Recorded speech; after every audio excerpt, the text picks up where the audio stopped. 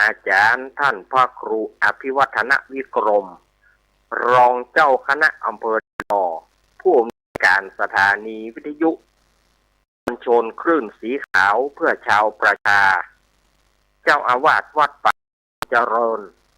ผู้ดำเนินรายการเสียงธรรมแสงอรุณและรายการอู้จาพาธรรมพร้อมไปด้วยท่านครูบาอาจารย์พระมหาเถระพระเถรานุเถระพระสังฆพระสงฆ์องค์เจ้าขอกราบไหว้สาบุญญาบารมีธรรมพระเดชพระคุณหลวงพ่อสุนทรธรรมานุโยคที่ปรึกษาเจ้าคณะอำเภอเจ้าอาวาสวัดพระธาตุคงขาวขอกราบไหว้สาบุญญาบารมีธรรมพระคุณหลวงพ่อสาธุกิจจานันท์เจ้าคณะอำเภอดอยหล่อเจ้าอาวาสวัดพระธาตุเจ้าดอยน้อยพร้อมไปด้วยท่านครูบาอาจารย์พระสงฆ์องค์สมณเณรเจ้าทุกรูปทุกองค์ด้วยความเคารพอย่างสูงสุดยิ่งครับผมสวัสดีแล้วก็ป้าน้อยหนุ่มผาจ่อคนรูปหล่อครับผมขอกราบไหว้สาครูบาลักษ์ปั่นโยนันเหมือนกันนะครับผมสวัสดีเนอะผมขอกราบไหว้สาตุลุงนวลโคนรูปหล่อวัดสันเมียงอำเภอเวียงหนองล่องเหมือนกันนะครับผมสวัสดีเนอะถ้าวัดศีลบันไดตุลุงนวลกอบไม้กะเกะไปโดยนะครับแล้วผู้สูงวัยโดยนะครับผู้สูงวัยโดยเนาะผมหวังนะครับไปตกไปเต่าลูกหลานเป็นแต่สาวเนาะประเทศเป็นห่วงเนาะประเทศยินดีเนอะประเทศเป็นห่วงเนาะมันนานหายเนาะผู้สูงวัยมานานหายครับนิมนต์โคบาลักโหนพาต่อได้เลยครับผมนิมนต์ครับผมนิมนต์ครับผมความผาสุกความเจริญในธรรมจงบังเกิดแก่ศรัทธาญาติโยมศรัทธาสาธุชนคนดีเฮาทุกท่านวันนี้รายการสารธรรมยามแรงช่วงธรรมะเพื่อชุมชนก่อปิกมาปัสถาญาติโยมเหมือนเช่นเคยต่างสถานีวิทยุมวลชนคลื่นสีขาวเพื่อชาวประชาและเครือข่ายก่อมาปะกันแล้วเนอะตั้งแต่เวลาบ่าย3 โมงจนถึง5 โมงแรงโดยประมาณโดยมีอัตมาภาพเก้ากับผมสมณเณรรักปั่นโยนันท์มามาแจกศรัทธาญาติโยมในเวลานี้ตั้งแต่เวลานี้เป็นต้นไปรายการนี้ออกอากาศพร้อมกัน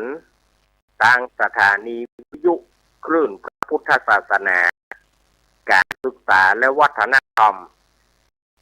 104.50 วัดไฝตำบลสุเทพอำเภอเมืองจังหวัดเชียงใหม่โดยเมตตาธรรมของท่านอาจารย์ท่านพระครูสมุทิสุวัฒน์วรกิจโจสถานีวิทยุวัดพระบาทอุดมน้ำบ่อตาวา 89.0 เมกะเฮิรตซ์อำเภอฝางโดยเมตตาธรรมของพระเดชคุณหลวงพ่อสุจิตตานุรักษ์ด็อกเตอร์ท่านอาจารย์จำเริญติธรรมโมสถานีวิทยุผู้ตองศักดิ์เรดิโอ 98.5 เมกะเฮิรตซ์ตั้งอยู่วัดห้วยรักตำบลขวงเปาอำเภอจอมทองจังหวัดเชียงใหม่โดยเมตตาธรรมของหลวงพ่อวาปีวรมานิชสถานีวิทยุมนต์สังธรรม 106.5 เมกะเฮิรตซ์ตั้งอยู่วัดบุพารามตำบลครึ่งอำเภอแม่แจ่มจังหวัดเชียงใหม่โดยเมตตาธรรมของพระเดชพระคุณหลวงพ่อ คลวิสิทธิ์และท่านปลัดทั้งสองท่านสถานีวิทยุแม่วางเรดิโออำเภอแม่วางสถานีวิทยุสีปันเงินอำเภอสันปะตองสถานีวิทยุบ้านแป้นเรดิโอบ้านแป้นอำเภอเมืองจังหวัดลำพูนสถานีวิทยุคลื่นสีขาว 6.50 เมกะวัดบรรพตสถิตตำบลผ้าบากอำเภอเมืองจังหวัดลำปางโดยเมตตาธรรมของมหาสมชาติอาตะปัญโยสถานีวิทยุลำปางสตาร์ 101.25 เมกะเฮิรตซ์ของคุณโยมดารุณีนี้ก็รายชื่อรายนามของสถานีวิทยุต่างๆที่เปิดให้ยานตั้งแต่เวลานี้เป็นต้นไปมาปะก่อนวันนี้เป็นวันอังคารที่16 มิถุนายนพุทธศักราช 2569 เดือน10แรก10เหนือเดือน8ใต้ออกมานี่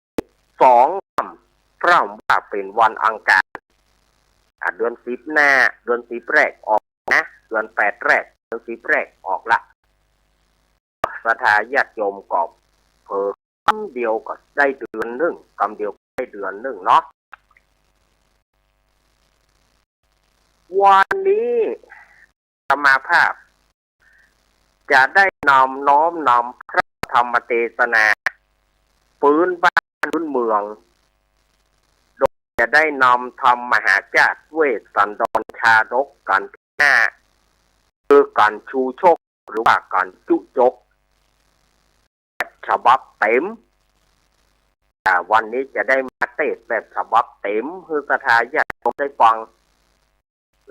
ความหนาก็2 หน้าเลยเนอะฉบับไผ่แจ้เหี่ยวแดงฉบับไผ่แจ้เหี่ยวแดงก็ขึ้นชื่อว่าหนาก็พอจะพอศอกเนอะความหนาของมันนี่นะ ก็จะได้แบบเต็มสตรีมเนอะวันนี้จะได้เต็มสตรีมเพื่อศรัทธาญาติโยมได้ฟังกันแต่ก่อนที่จะได้มาทำเพื่อศรัทธาญาติโยมได้ฟังกันนั้นก็วันนี้วันที่16วันนี้ถือว่าเป็นวันความหวังของญาติโยมเนอะวันนี้นะขอให้ญาติโยมสมได้โจกกันกู้คนวันนี้แล้วก็จากนี้แถม4 วันเขานับวันนี้นะเขานับวันนี้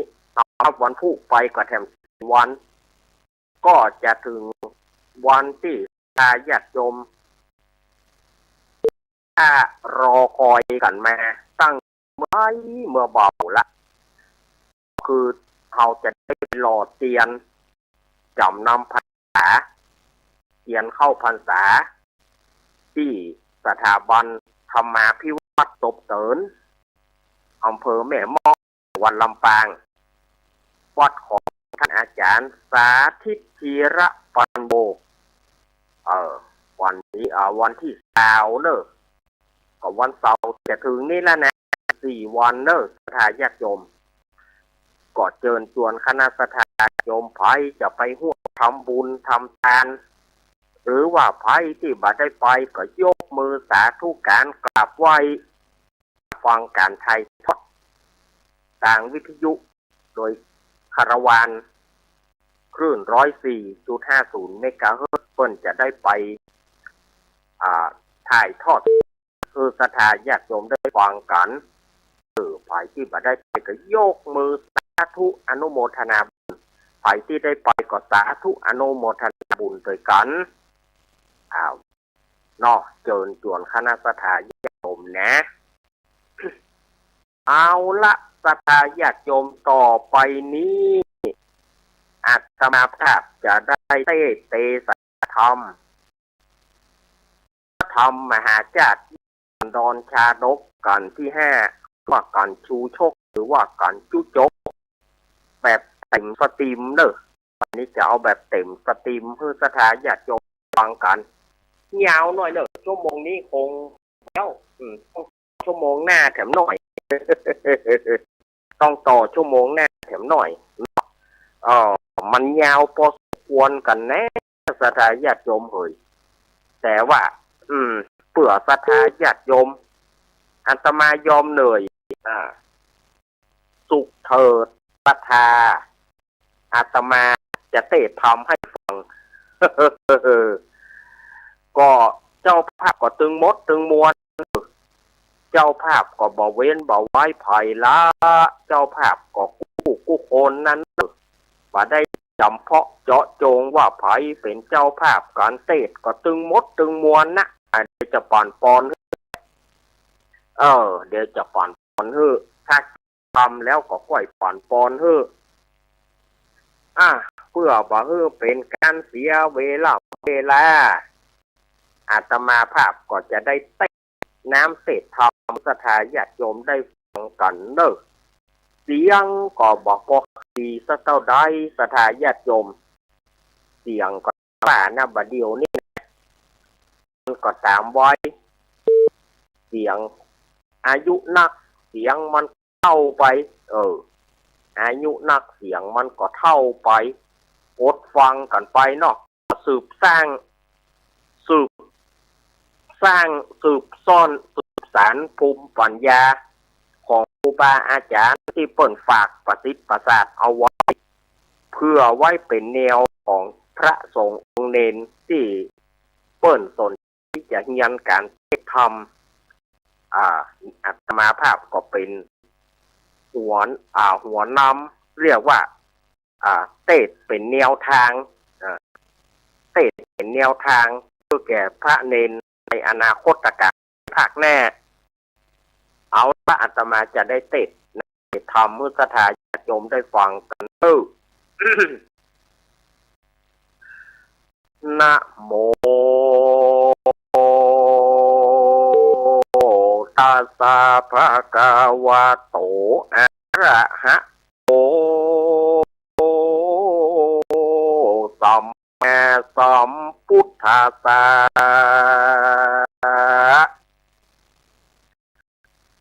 ตัสสะกาลิงกาลัตโตนวิชาพระมนากามาปะสิงสูจักโกธรรมะพระมโนภิกหาจริญาญิกหาปัญจสัตตังปิตัวเอกัสสมิงพระมณกุเลทะเปตุปุณณทานังปริเยสนัทายกาโตติลำดับธรรมเตสันนามาทอง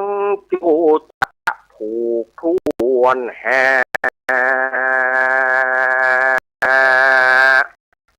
ส่วนอันว่ามหากษัตริย์คัตติยารสีคือว่าพญาเวสสันตระนาง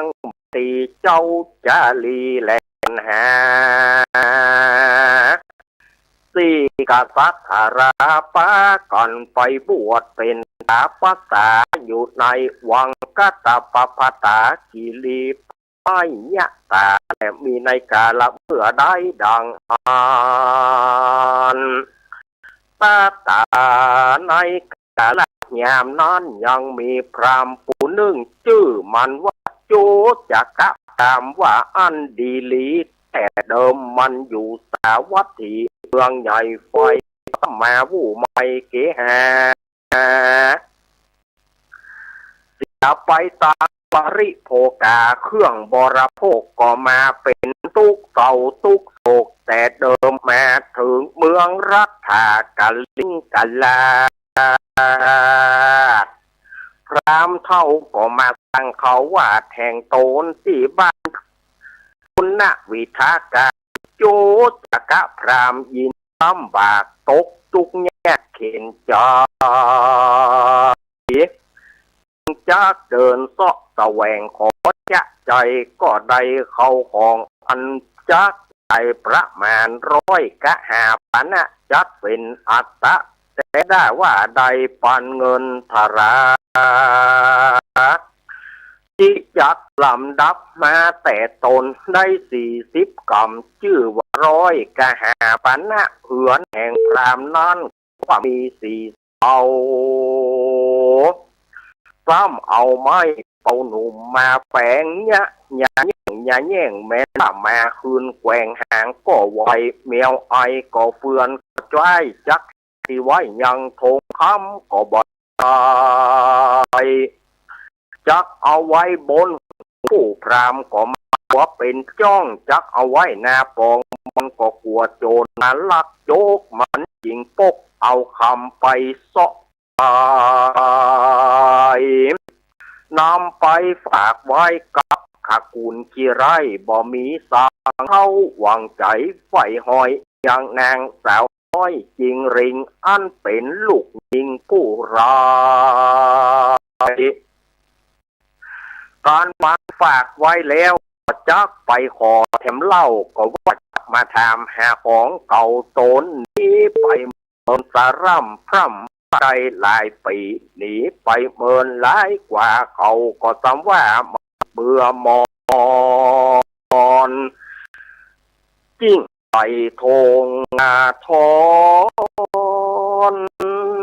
เอาคำออกใจเท่าสายไล่ป้อยคืนมาเนี่ยทำหาจะจดจะจัดปานดอกจักตุดญาติเตเอาแหละนานั่นตัวว่าข้ากูลพรามถอยรับบ่มีสั่งใจกะนี่คำพรามเต้าว่ามีลูกยิงงามจะจ้อนชื่อวางเนื้ออ่อนอามิตาตาจริงจัดตาขายกว่ากะนี่คำพรามไปห้าและนาโจจักโกเมื่อนั้นโจจักะพรามจริงเรารมนางหนุ่มน้อยอามิตตาว่าดูการาเจ้าอามิตตาเฮ้ยคนลาวปู่จักเอาเจ้าไว้ไปแตนตุขานางเที่ยงว่าจักได้แตนขวดจุกูจ้องปู่ก็จะย่องเอาเจ้าไว้เป็นลานนางอามิตาตาก็จะว่าจักเป็นดังอันกำไปว่าดีทาราปู่เอ๋ยว่าอ่านแล้วมันก็เอานางเมื่อสู่เฮือนแห่งตนกันว่านางมือทอดแล้วเยาว่านางเจ้าอยู่บอกเคยมันก็ไม่จมเจยจ้าต่อว่าดูกะรางรูปหล่อปานจอยเจ้ามักใครใจเครื่องประดับหันใดกูปี้จักหือสางหรือว่าจักมักต่อตั้งคำสายซอยใส่ปลายแขนหรือว่าเจ้ามักแหวนกู้นิ้วหรือว่าเจ้ามักเสื้อซิวใหม่คำหรือว่า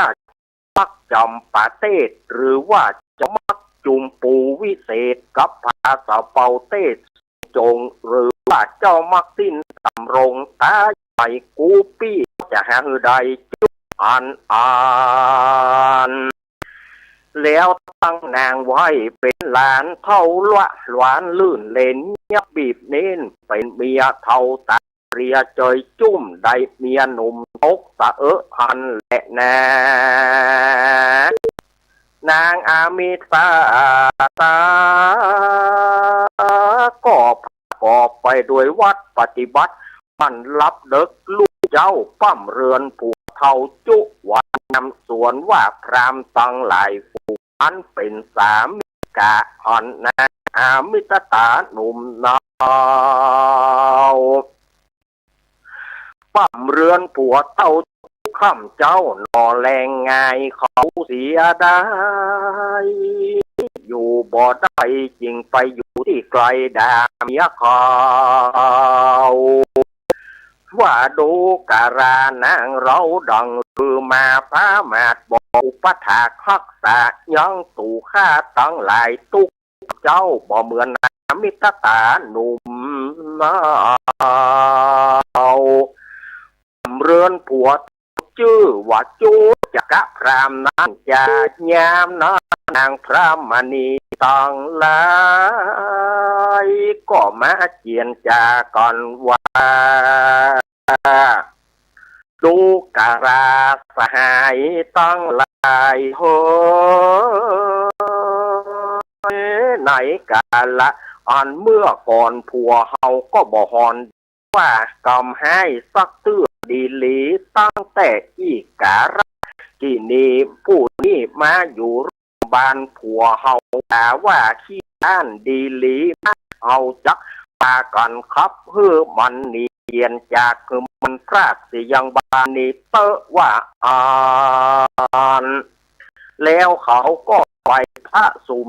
นุมก่อนยังข้าแล้วห้องเอินด่านางอามิตตาเป็นโกระโอนมีมากว่าดูการานางอามิตต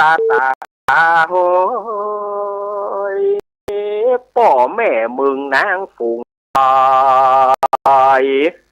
มีใจฮักเฮือหยังนางพงเป็นสาวจีจ้อยแก่พรามเท่าพระพ้อยตามสาวนี้จะปานดังตูจักร่ำเบิงดูนี้แม่นางพูดนี้บาปเป็นคาซึกหยาบจองนางพี่น้องนางตั้งงาหมู่มารอยว่าเข้าไปสู่ที่สงัดจึงมาว่ากำราฮัดน้อยจริงปุ๊บที่ฮือเบิงนางแก่พรามตาฟังปู่เฒ่าและได้พระเขาเป็นผัวดังหรือจักสมตัวนางเนาได้ผัวเท่าสมปูปูนมางเหม็นสาบต่างดังแห้งหนักแห้งยักโยนร้อยว่านางได้ตำบุญใจเศร้าแม่จริงได้ผัวเท่ากอดเจ็บกายนางแหนมไปกลั้นใจตายถ้าเกิดยังแควนพาเกิดกว่าชีวิตนี้ลีดูการนางอามิตาตาเฮ้ยพ่อแม่มือนางร้อยว่าหาผัวฮือมึงนางบ่ได้เอามึงนางเฮือแก่ตามตาฟังปู่เฒ่านางได้พรามเฒ่าเป็นผัวดังบ่สมตัวเผาเขี้ยววู่ว่าวหลังโกเป็นตุกโคตัวนางแต่นอเท่าป้อกุมโจมเท่าอนมนางจะจ้อนเนื้อเกลี้ยงอ่อนเอวบางดังเรือนางป้อยบ่หาผัวเนาดังเรือมาเอาพรามเท่าพระหัวสันงานนาเมนขี้ฟันและขี้เขียวเท่าปากเบี้ยวก่อนอนดังเรือภาการนึกรอยว่านางได้ปูจาไฟในวันเดือนแหมเก้าค่ำพร่ำว่าเป็นวันพุธก็ดีภาการหนึ่งนางได้ปูจาเคาะเดือนปีปอจอบจังไรครอบคืนแม่นางนี่นะแก่นหายพ่อแม่เนือนวงตานางนี้นะแก่นให้เอาบึงนางจ้อยกะนี่คำพรามภาการนึ่งรอยวันนางได้ดาติเตียนยังสมณะที่พรามตนได้สวดได้เฮียนตนได้บวชสร้างพระหนวดด้วยศรัทธานางนี้นะให้กว่าหลอนว่าใดดากรรมติเตียนกรรมหายว่าบอดีกรรมปากมีสะนอมควบคุยโสมนางเหตุว่านางไปเอาพระเข้าจั่วจ้าเป็นผัวว่าอันและนางเฮอ ยดูการานางอามิตาเฮ้ยรอยว่างูปิดปันแตนตัวมาตอดปอตันตอดตัวตายปิดตังไหลเจ็บปวดก็บอดเต้าหนวดปูเท่าแต่งนางนางสนุกสนานเดี๋ยวกันเนอะ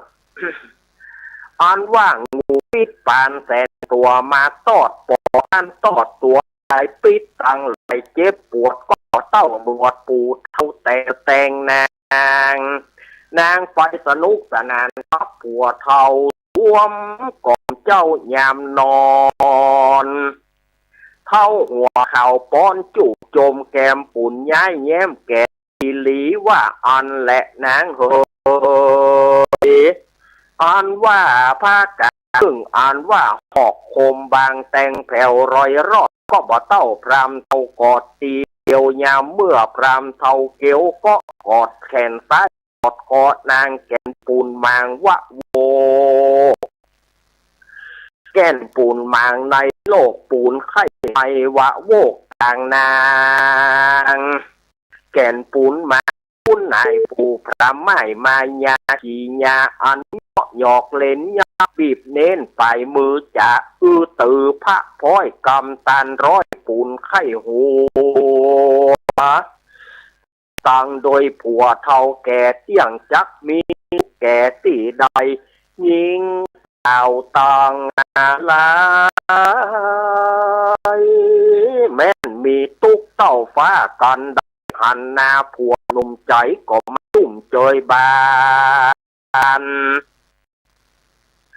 ก็เป็นดังนางผู้มีรูปโฉมงามจื่นจ้อยเป็นที่ฝอยหอยใจแห่งใจลางพ่องพ่อจนลืมกินไงฮะอยากเขาก็หันรูปเจ้าหากเปิงใจลางพ่องก็เลือกตัดไปเบืองคางลวดข้างลืมลับดังเรือนางป้อยบอกหัวหนุ่มน้อยไว้หิงอ้อยอะไรดังเรือป้อยมีใจพัดกับเท่าแก่สามเท่านี้จ้า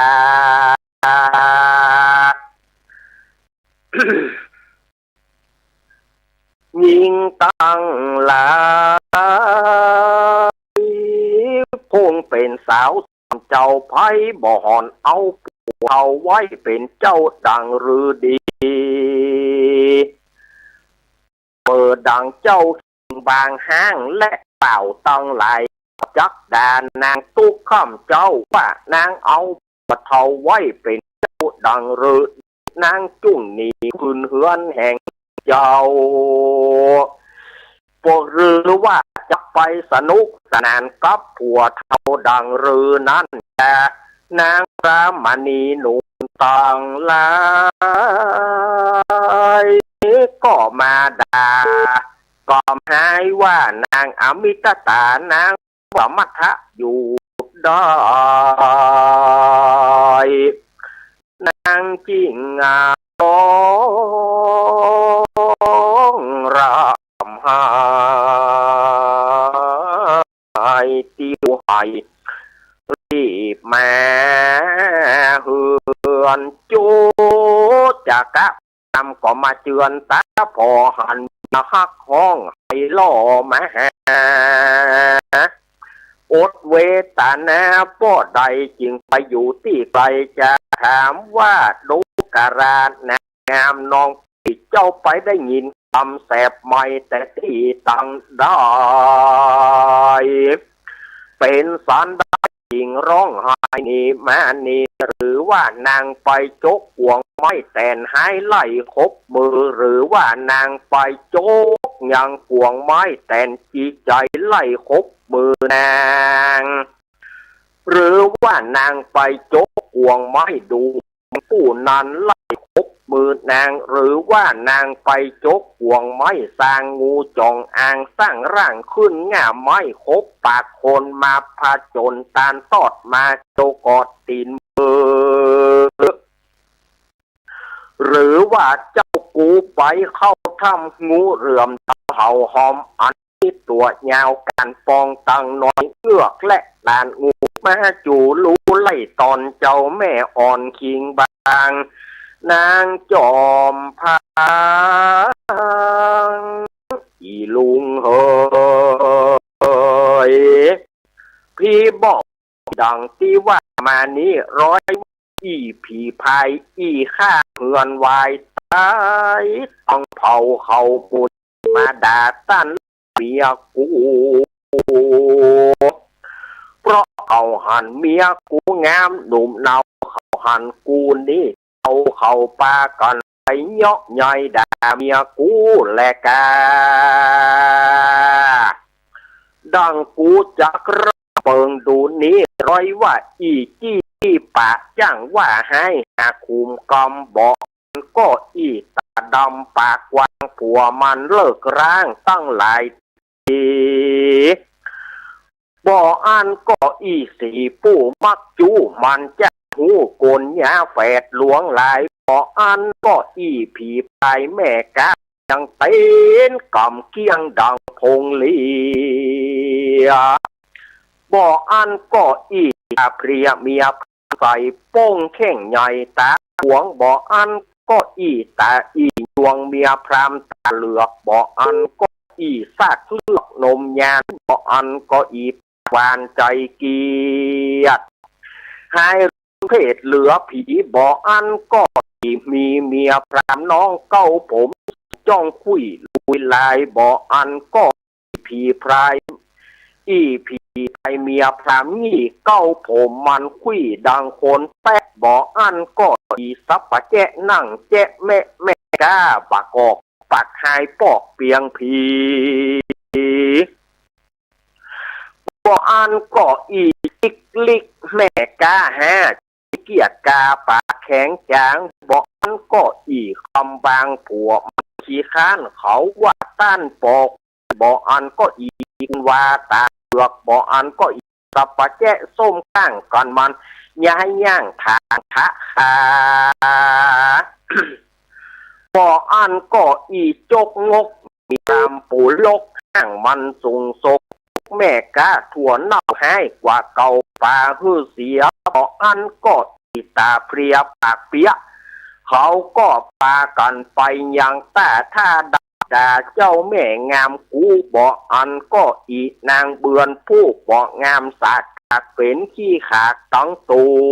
วย่างส่วนหัวไปตั้งนาเขาก็ปากันไปเยาะใหญ่เมียกูและเดบ่อันก็อีหัวยองมันจังมาไข่นางปองกับเข้าแค่จ๋าส้มแสบหัวใจด่าร่ำไรจ๋าเสียดหื้อเมียกูงามกูนี่มานางจุ่งไข่มาฮื้อทวนจุอ่านแดเตอเมื่อนานนางอามิตาได้ยินคำนางเมื่อนนางอามิตาได้ยินคำพรามบอกกล่าวว่าก็กล่าวว่าดูการาพรามเท่าเฮ้ยอันว่าเมียพรามเท่าหลวงลายอันมีเต็มดอนตายห่มไม้กูก็บ่หูจื้อกูก็ป้อยบ่หูจื้อใจจุกคนเต้าว่ากูจักบอกยังจุ่มเขาอยู่ไกลอันกูหาใกล้หันมาผู้หนึ่งนั้นนาดำสูงตาผู้เกาผมลูเหมือนหลังมายืนอยู่ข้างน้ำบอกกันมันซัด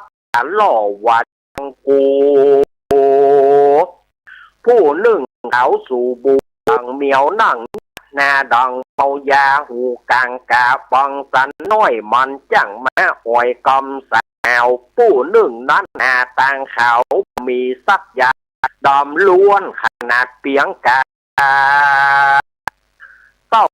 ตาอยู่มากมันว่ามึงมาอยู่บ้านกูสองผู้หนึ่งนั้นนามายืนอยู่ข้างน้ำตาเน็บดอกขาเมาเหล้าดังเตียวปากเสียงเหลวปากแป๊บ ที่แสบหัวใจปู้หนึ่งนะปัดสบายเน็บดอกเปิดเตอตามันเลอคิ้วมันข่าวหูเงากิ้วโกงมาจะเงี้ยส่งลายปากของมันเนี่ยตะกกตะกากปู้หนึ่งนั่นปากมันเบี้ยวจองมันแจ้งมาไข่นองก๊อบห่อเขาผัวมันเท่ายิ่งกว่าผัวกูหูมาจูโจมดามาเล่าว่ากูฮื้อนี่ผู้หนึ่งนั้นบอดีสักหยาดสากน้ำตัดมันยังมีมันมาจากบุกตีกูย่างมันจังมานุ่งสิ้นบ้างหลายเสือสาเอวคือก้นกึ่งหัวนมมันเป่าพึ่งเป็นน้ำเน็บดอกคำตาหอมนุ่งก้อมปากเสียงแข็งผู้หนึ่งนั้นผมแดงหลักโกงมันจะทรงนมยาแบกไม้กันนัทะหย่องเยื่อว่าจับมาแก้เสื้อตีกูผู้หนึ่งนั้นยังเป็นบอดีสักแยกใจฝากอมในผู้หนึ่งนั้นดูใจมันบอกกามันบอกคือกูได้หันหน้าเต้ามืนตาอยู่เมียงผู้หนึ่งนั้นตกไปเสียงเป็นตั้งมันเป็นแม่ห้างเวนเข็นยะสูงเอ็นตาเหลือกย่างเอื้อกนมไหวแม้กูเหลือใจอยู่บ่อใดกูจิงร้องร่ำให้มานี่แหละพรามเอ๋ยเพื่อนั้นจูจะกะได้ยินกอมอนางอมิตตาบอกกล่าวใจห้อนพระเท้าปานฟอยว่าหายใหญ่หย่อกรรมนี้น้องก็เตี้ยงจะเป็นกรรมใหญ่กูจักไปติดโดกูจักไปจูเฮือเถิงจ่าบ้านกูจักไปขึ้นกวนเฮือจ่าเมืองฟังจักหาคุณมาเป็นจารีตจัดที่ดูก่อนกรรมอันนี้หากจักแป้เขาแต่และการกูแป้แต่จะมาเอาบอกไปก็บอกแค่กูจะไม่เอาแม่ก็กลัวมันนะโคบเหตุกูบอกจบด้วยเจิงขี่กูว่าจะไม่เอาปีกูก็ต้องบาจ้างจะโลมกูจักไม่เอาแม่มางงกินเนียวกินหัวอันนี้ก็จักได้ไม่เขาแต่และยามนั้นน่ะรามมีใจวันเครื่องเกียบปากดิเบียวเบียดตับดำว่าจักจะต่อกรรมกระพุกจริงพุทธลุกแล่นไปมานั้นนางอมิตรปันนาจริงกล่าวว่าดูการาพรามเท่าเฮ้ยต้นแต่นี้ไปนากูจะไป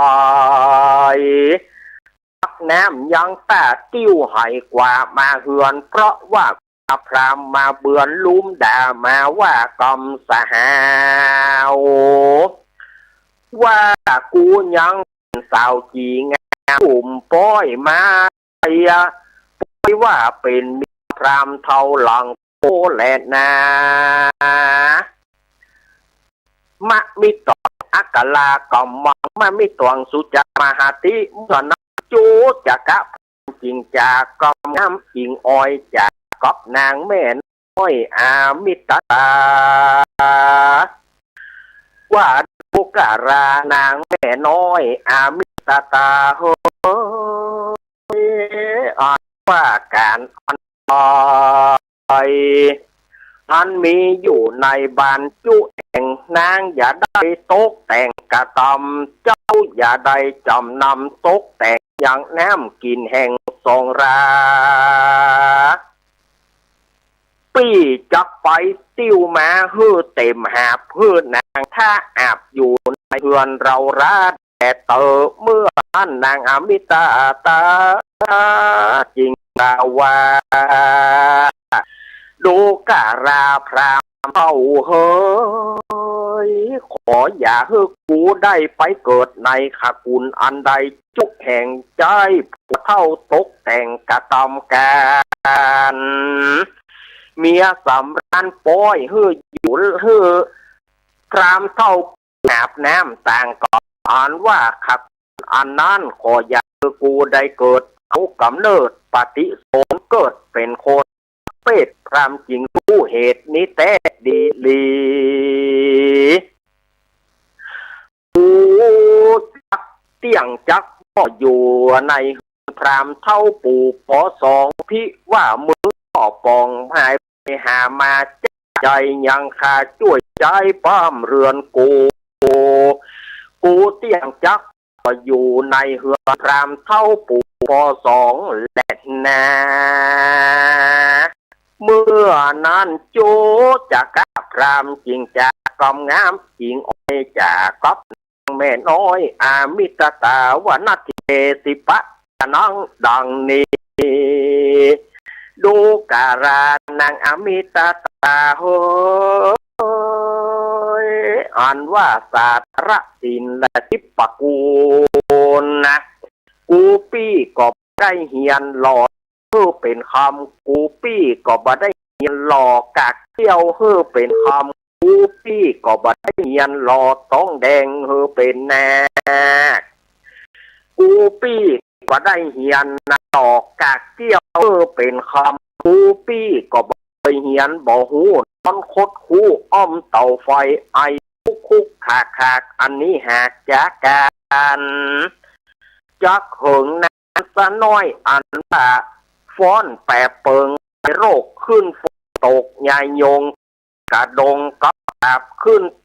ตบเจิงผ่าตาติดตบไปปิดเป้าหาวตบสิงเงาไงมือบนกูปี้ก่อซ้ำบ่ได้เฮียนอ่านว่ากูปี้นี้เป็นคนลอดหมอกจักเดินดาวขอกเรือละอ่านว่าเลิกเดือนดาวกูปี้ก็บ่ได้เฮียนอันไปก็บ่ได้เฮียนสักอย่างเนี่ยปู่พามนี่ อ่านนามว่าสามนอันใดกูปี้ก็บ่ได้เฮียนสักอ่านว่าปี้จักเดินจักดูโหราก็บ่จ้างบ่วางขุนแหนจะดูยามหมานและยามปอดกูปี้ก็บ่ได้สอดเฮียนเอาไม้แตกแงวศอกถ้าแล้วออกมาอย่างนั้นมักหูแม่นกูปี้ก็บ่ได้แกว่งได้เฮียนนะมนเตียนดำน้ำมนเป่าเกวียนฮือเลี้ยแล่นกูปี้ก็บ่ได้แกว่งได้เฮียนอันว่ามนเป่าเตียนดำน้ำกูก็ซ้ำแกว่งกมนลงน้ำปัดเล็กไฟกูก็บ่ได้เฮียนมาเสียยังปลาบางก็บ่เป็นจักใส่กองเห็นบ่จ้างจักใส่กองจ้างก็ยังแขวนยิงหน้าไม้ก็บ่แขวนบ่แม่นเม็ดยังยิงสักเก็ตก็ยินยากยังยิงสีนาดก็บ่เป็นเหตุกูปี้กลัวมันเข็นครับทีคนหลังปี้กลัวมันถอยครับทีเพราะว่าปี้คนรอดหมอกจักเดินดาวออกแดนได้กูปี้เท่าไปร้ายโรยแรงกูปี้จักอุปถากนางตุ๊กข้ามเจ้ายักหนึ่งเข้าหอมจอมและนางเฮยเมื่อนนางอมิตนาจิงกล่าวว่าเอหิเตดูการาพระเทาหัวงอกท่านจุงออกมานี่กูจักจี้แก่พึ่งพรามกำอันคนไหนเล่าไว้กูหากได้ยินมาพระราชาโตใจกว้างตนก่อสร้างโพธิสมปานต้านฮือตานจ้างเผือกเจ้าเมืองเยือกขับนี้บัดนี้ไปบวชเป็นระสีไหนที่รีป่าไม้ที่จิมไกรเขาวงตั้นจุงปกดขอจะใจเอาลูกมาเป็นข้าช่วยใจเจ้าหน่อไทยจาลีและก่อนแฮตนเจ้าฟ้าต่อโพธิญาณก็จัก พื่อตานแก่ต้านบ่อย่าจ้าและนาจิโตหามาสามิอุบาโลเมื่ออันจูตะพระปิงจากอมกับนางแม่น้อยอมิตตาวาดุการานางแม่น้อยอมิตตาเฮ้ยกูปี้นี่นะเท่า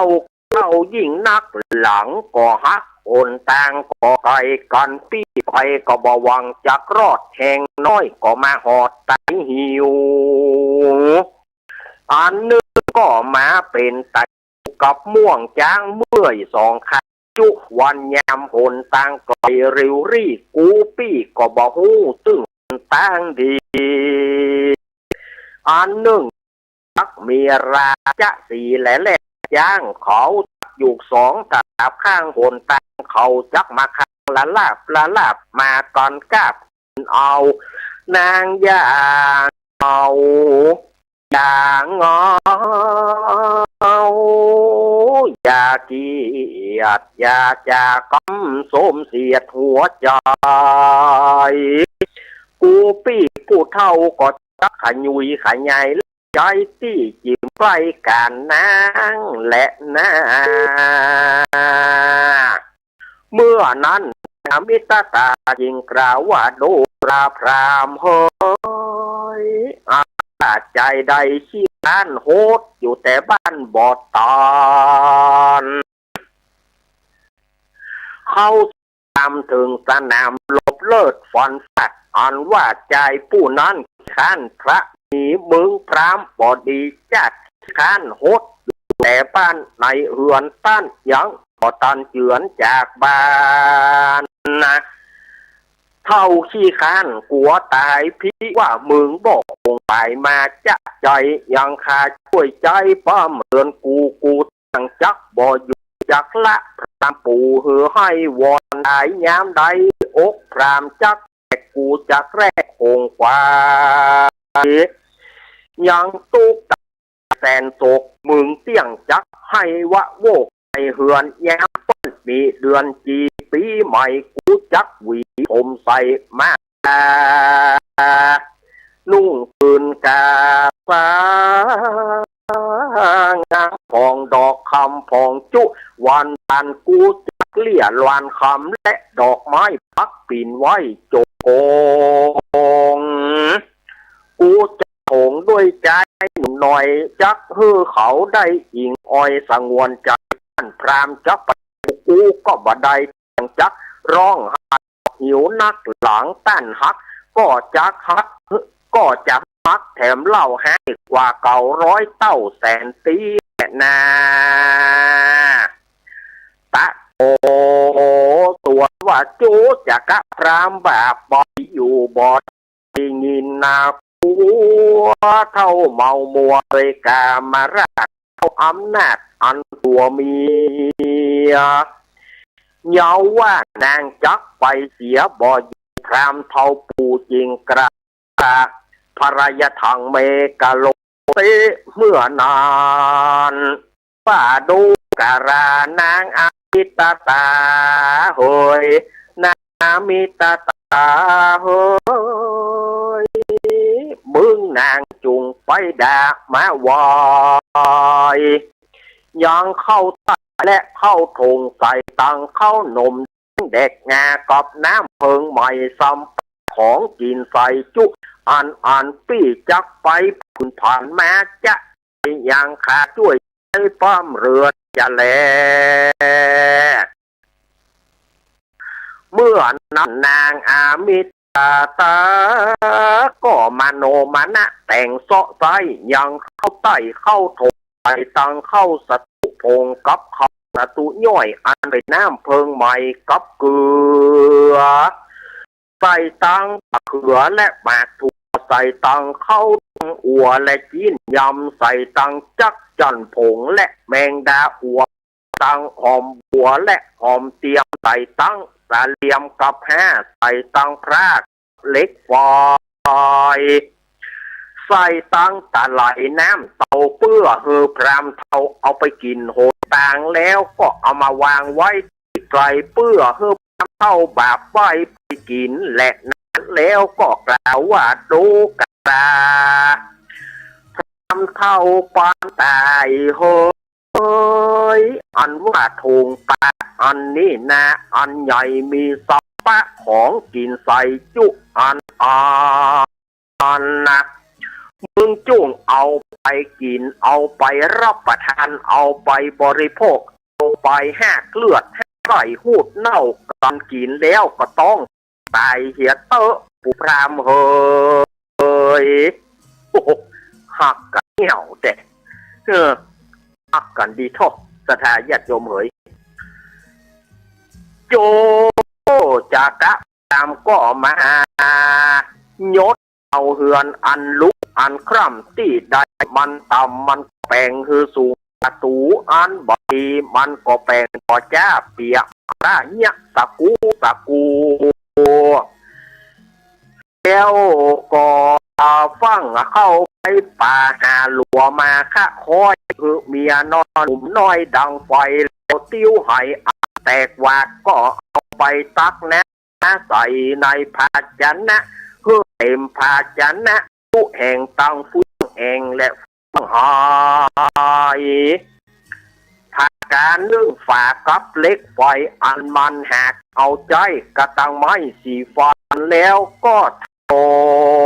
งไปแต่งงานเป็นราศีอยู่เป็นเท่าจีในเฮือนมันแล้วก็มาคือโอวาทเกี่ยวอามิตาว่าดูการานางอามิตาโอ้ยหวันใจกูปีตั้งแต่นี้เป็นต้นไปนางอย่าได้ลาสาจอยนางอย่าได้ประมาทลาสานางอย่าได้ออกอันราเมื่อค่ำจวดเวลากาละอันค่ำอันหนึ่งอย่าไปลาดตากลางเฮือนอันหนึ่งอย่าไปลุกยืนคาคุกไกลพรามหนุ่มหลวงลายอาการหนึ่งอย่าไปจามอ้อยแฮมอดอาดนางอย่าได้ประมาทแต่ดีเลยเพราะว่านางยังเป็นสาวแย้มจุ่มกลัวพรามเท่าหนุ่มคืนอันหนึ่งภายห้องเวลากลางคืนนางอย่าได้ตื่นไปหากลัวใจปลาลามาเกี่ยวกอดมาเตียวสอดมาเกี่ยวกอดเจยโสมนางจุงอารมณ์กับกันอย่าขี้ค้าตื่นนอนควายอย่าไปคบใจเจิงผู้อย่าหลิงผู้เมายาว่าเฮือโอวาทนางนอกเกี่ยวอาวิตตาก็ขึ้นเหือนซุปเกิบนางควายสะปายท้องอันใหญ่สับของกินจุอันแล้วก็มาคืนผ่านเมียมือเมียมาใจเนี่ยต้องให้ก่อนเนี่ยหนีไปก็มีหันแหละนะเอาแล้วศรัทธาญาติโยมทำบัตรจบนะอันนี้ได้เกิงทางแถมเกิงเพราะว่าเวลาช่วงแรกอาตมาหมดเจอยู่ก็เจอยู่เวลาช่วงแรกหมดแล้วนะอันนี้เวลาช่วงแรกหมดแล้วก็จะมาไปกำโตเสาะฉันนะฉันแท้เดี๋ยวปิกมันเจริญปอน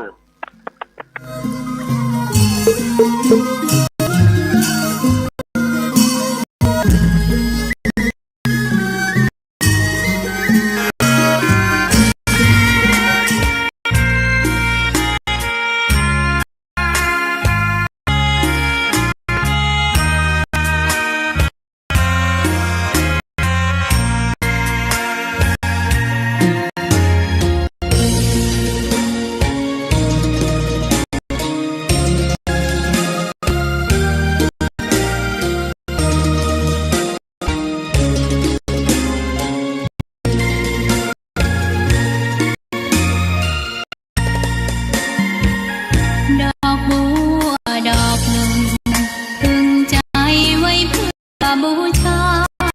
แด่องค์พระศาสดาสัมมาสัมพุทธเจ้ามีความงามเงียบไม่เปรียบเทียบเขาเทียบเราใครมองไม่งามเขาแต่เจ้าก็คือด้วยความสัตย์ซื่อยึดถือความดีเป็นหลักใครรักไม่รักก็ไม่จมปลักมองเมื่อโผล่พ้นน้ำก็เห็นความงามในตัวยึดติดในตมชั่วขอเป็นดอกบัวดอกดี ใครไม่มองว่าบัวงามเด่นแต่บัวก็เป็นดอกบัวทุกวันอย่างนี้ไม่อยากเด่นดังแต่มุ่งหวังในทางดีเกิดมาเพื่อสร้างบารมีถวายชีพนี้บูชา ดอกบัวดอกน้อยเฝ้าคอยคนที่ใจบุญมาโอบเอื้อกูลรู้ค่าของบุญเก็บบัวขึ้นมาเพื่อสร้างความดีและสร้างบารมีดังว่าใช้ดอกบัวนี้บูชาพระสัมมาสัมพุทธ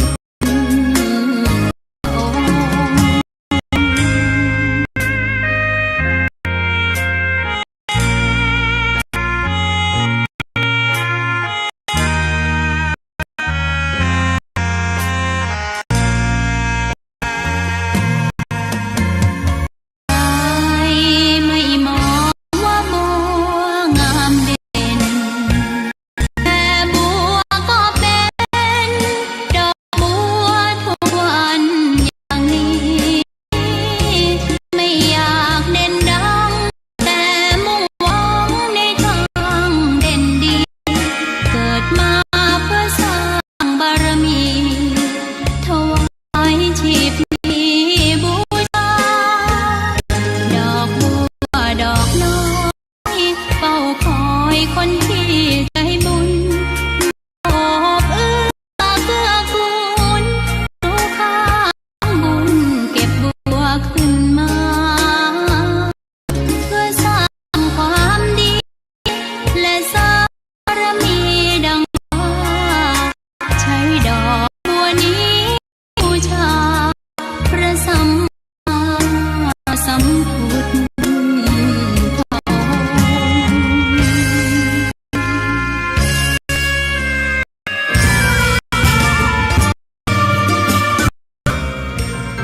ค์ น้องๆหน้าหนาวนี้แอวเหนือเฮาพักที่นี่บ่รีสอร์ทดีขนาดมีเครื่องทำน้ำอุ่นระบบแก๊สเอาไว้พร้อม แต่ต้องระวังเนอะเครื่องทำน้ำอุ่นระบบแก๊สมีคนตายมาหลายรายแล้ว จะอั้นเลยกะ อ้ายก็นึกภาพเอากะ เปิดเครื่องทำน้ำอุ่นระบบแก๊สในห้องน้ำถ้าบ่มีพัดลมดูดอากาศ การหมุนเวียนของออกซิเจนมันจะดีได้ใจ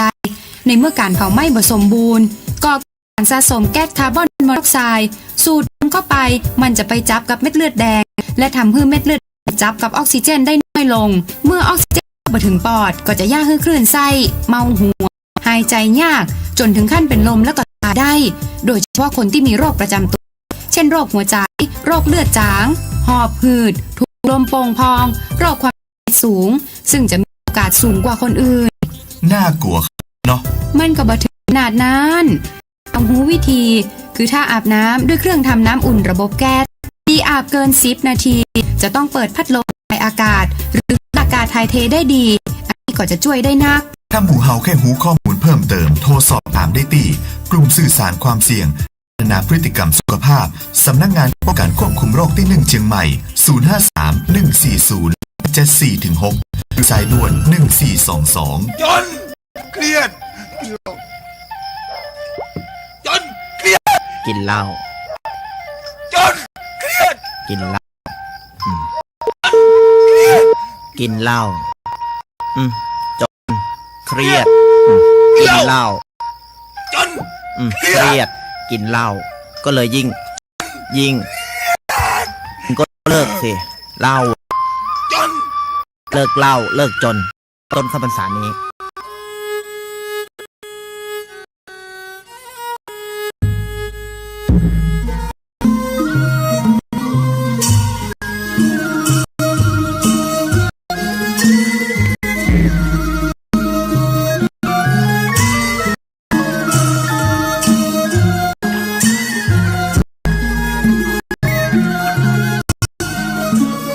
เอาแล้วสถาญาติโยมสาธุชนตั้งในขณะนี้ญาติโยมก็กำลังรับฟังรายการสารธรรมยามบ่ายยามแรงช่วงธรรมะเพื่อชุมชนสมาภาพสามเณรรักปัญโยนันท์ก็กำลังมาเทศธรรมมหาจารย์เวสสันดรชาดกกันที่5คือว่ากันชูชกหรือว่ากันจกธรรมนี้เป็นชะตาผู้ที่เกิดปีงูใหญ่เนอะครับเป็น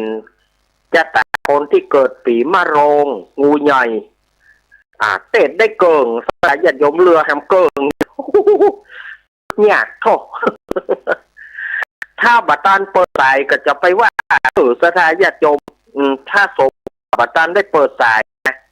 ก็จะไปว่ากันเนอะโอ้ทำแนวเตะนะพวกนี้นะเพื่อบังเอิญเป็นการเสียเวลาอาตมาก็จะได้เทศนาธรรมต่อไปแล้วเนอะตามาทางปะเซนโตสัทธาหะอิตังวัดป่าพระมพัทุปฏิมันจริงนาดังเดพิกขเวตุการาภิกขุตังหลายส่วนว่าจูจักพรามคำสั่งอำลานามิตตานันตาก็มายวาอาบนาตุกเต้าฟ้าเนาะโรนะแล้วก็ขึ้นเหือนซุปเกิบเท่านังเกิบกับกำจำเริญไปเป็นกำอะไรจะจอยว่าดูการานางแม่น้อยอามิตตาเฮ้ยอันว่าป่าน้อยก็ยังมีอยู่ประตูประตูก็ยังเกิงนึ่งก็ยังมีเหลือแหละนะเฮ้ยดูการานางอามิตตาเฮ้ยก่อนว่ามึงไข่เหี่ยวจ้องบนนี่ก่อนว่ามึงไข่ขี้ก็ขี้ใส่บอกไม้หกสร้างบอกมันบาดใจสั้นบอกมันยาวถึง8 ศอกกันว่าเต็ม6บอกกูปี้กำลังปอกคือและนางโอ้ยว่าเมื่อนั้นนางามิตาตาจริงกล่าวว่าดูกราพรามเท่าเฮ้ยมึงจะไปตายไหนก็ไปอย่าไปมาเกิดมาจม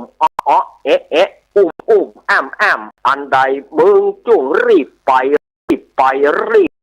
กันว่าไปแล้วก็จงไปตายอย่าได้ปีกปอกคือเตอะปู่พามเฮ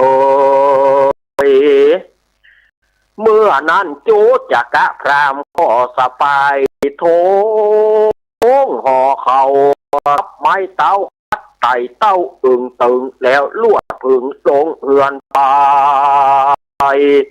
เพื่อหาค่าใจป้อมเรือนเมียก็ลงเสียเมืองศรีวิราชอันเป็นอาวาสเจ้า4 ปีที่ได้เจ้า4 ปีที่ได้เจ้า4 ปีคุ้มกันอยู่พรามก็เข้าไปสู่จาถามว่าพญางามเวทดอนตั้นเต้าไปอยู่ดันดาวแดนใดข้ามมีใจมักให้หันตนเจ้าตั้งหนอโพธญาณว่าอันและนา ยามนั้นเจ้าสีปีมวลหมู่อันสุมกันอยู่ศาลาเขาก็พากันลุ่มด่าก็ไม่ว่าโวยโวกราพรามอันว่าพญามงามเวสันตรราชอันพรามกลิงกลาดเมืองสูเบียนขอเจ้าหูจะใจตั้งเผือกตั้นไว้หาเตตาเจ้าเมืองโลนลานเกียรติแก่เต้าครับดันดาว4 ปีบัดนี้ท่านเข้าไปสู่ท่านเข้าไปบวชเป็นรัตีไหนกิริปากปาที่จิมข้างเขาวงกฏกิริมึงตั้งหลายบอดีนาดมาเนี่ยเพื่อเต้าราชกูนีนั่นเจ้า4 ปีมวนหมู่อันสูมกันอยู่ลาลาลางพ่องก็เปียบบินไล่ขว้างปู่พรามลางพ่องอุ้ยมาไล่คบปู่พรามว่าเอาตายลางพ่องก็คู่ที่สายฮ้อนขว้างหน้าปู่พรามบางพ่องก็เปียค้อนไม้ไล่บุกตียังเท่าตาจีใจปับเขาก็กล่าวกำหยาบแก่พรามว่ามึงตั้งหลายให้ปัลลพิบ่มาหือเต้าพญาตุวินาศที่ไม่กากาดจากปลาบัดนี้มึงปล่อยมาแถมเล่าเจือเก่าบ่เสียไทยแลนนาโอจากกะรามอันเตดาเข้าบันโดนเข้าหัวใจก็ลงเข้าไปปากวางผาเตตั้งมาปานก็มีหันแหละนาตามาทังปะกาเซนโตสัตตาหะโสโจติโตพระมณียาพระมโนดังนี้เป็นเก้าพระพุทธเจ้าอภิกขเวกราภูตังหลายอันว่าโจจักพรามอาณาจูจากกะพรามบาปใบอันเมียดาจะจำไปเท่าอะไรโดยกามาราชเขาอำนาจแห่งตันแห่มันก็ป่าเอาโถงห่อเขากับไอเตาเครื่องจ่าไฟก็ลงเข้าไปปากกวางก็ลงเข้าไปสาเวยทุกแง่ในห้องพระกิรีอันราชสีและแรกจะสมเสพสร้างอาสะไหลมันเตียวไปจะใจเขาป่าไม้ไรนาซ้ำว่าไปปะใส่มาพรานเจบุตรตั้ง32 ตัวมาเราเฮาเท่าละเก่ากัวตายมาพรานหลังตั้งไว้เต็มไม้ไล่เลยตัวหนึ่งชื่อปูตุ๊บแก้วเจือแกบตัวหนึ่งชื่อปูตับมันจังสาบจอมหอยตัวหนึ่งชื่อปูดำมอยปูดำมอยกันมันกลางตัวพับเสียงอะไรทีตัวหนึ่งชื่อหูรีหางดอกตัวหนึ่งผู้ตอกมันจ้างสอกอกในหอม ลอนหันซัดเข้ามามันขับไล่เข้าไปไกลเปล่าเปิบเอาตัวหนึ่งชื่อเจ้าเสด็จแมนป่า7 วันมันก็ยังผ่านมารอดตัวหนึ่งชื่อไอดำปอดตาแหวนเฮาเสียแข็งเหมือนฟ้ากองตุกมอดแดนดอยตัวชื่อไอตาแมนม้าเก่าเกลือไหลเนื้อตัวตาตัวหนึ่งชื่อว่าไอแดงมันจ้างนอนปางคางเจ้าเฝ้าอยู่หัวคันได้ตัวหนึ่งชื่อที่ใจไวหันอันใดก็คบก็กลับเล่นกันกลับยามเดียวตัวหนึ่งชื่อสรับสเรียวปอดจ้างรู้ตามหอยก้อยหูตาแห่งเจ้าตัวหนึ่งนั้นเล่าชื่อมันว่าเต้าเป็นมาเต้ามาแก่แต่เชื่อแม่มันมา มักกะก็แม่นหูใจแกวนโหทางหันละแหลงสมไปถงเจ๊กกันมันครบแล้วก็แอนลงดอยตัวหนึ่งชื่อไอตามอยมาหยาดหัวล้านไล่ตันใจตัวหนึ่งชื่อว่าไฟเดือน5ตัวหนึ่งชื่อว่าน้ำฟ้าเดือน6หันยาโจกบ่อใดไล่ตัวตันตัวหนึ่งชื่ออีมานีวันห่างการหันหมูแม่นเมงจับตามหลังกาบเล่นกันเอามันกันเอาตายตัวหนึ่งไอขาลายแข่งเต้าเป็นมา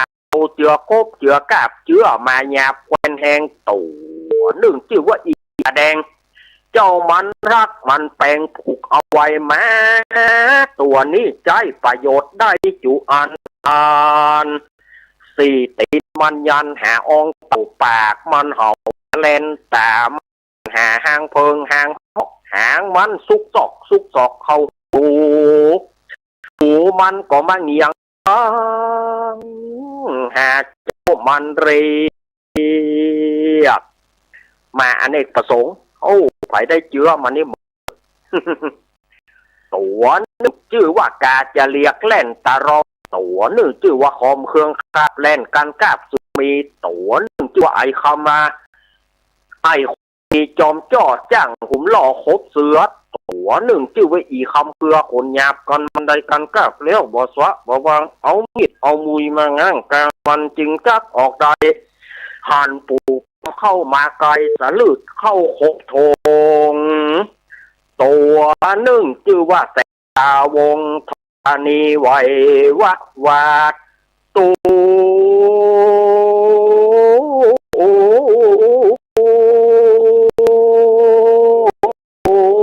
หนึ่ง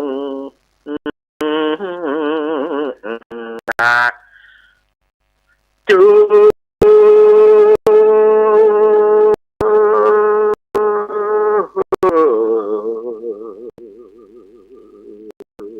มันว่าไอ้สายฟ้าฟาดธรณี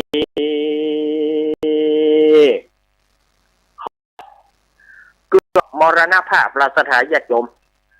ท่านบิ๊กบอสของรถพยาบาล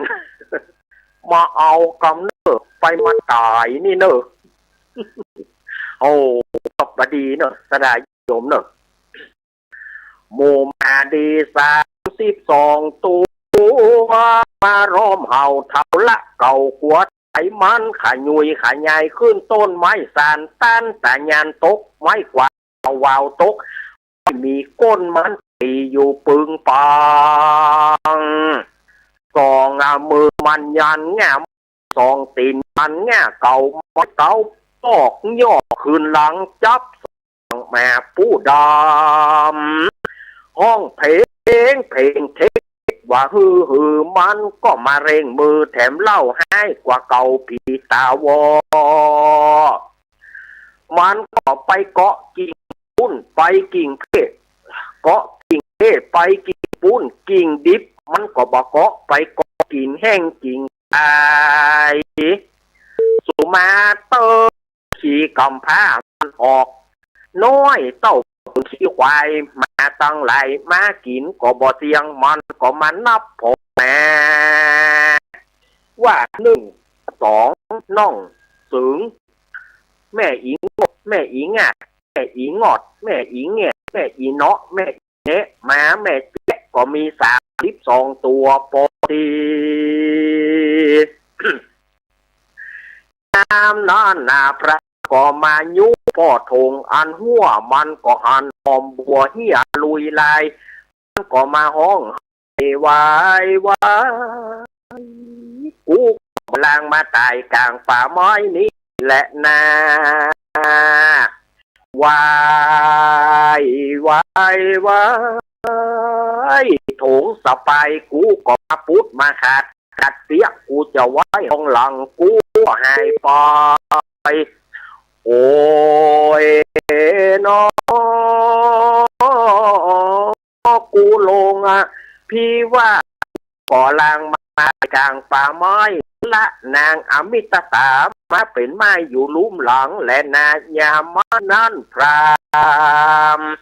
ก็มาเขาหัวหนีเขียวเผาปากเบี้ยวตับดำปากบ่เป็นก้อมดีหอย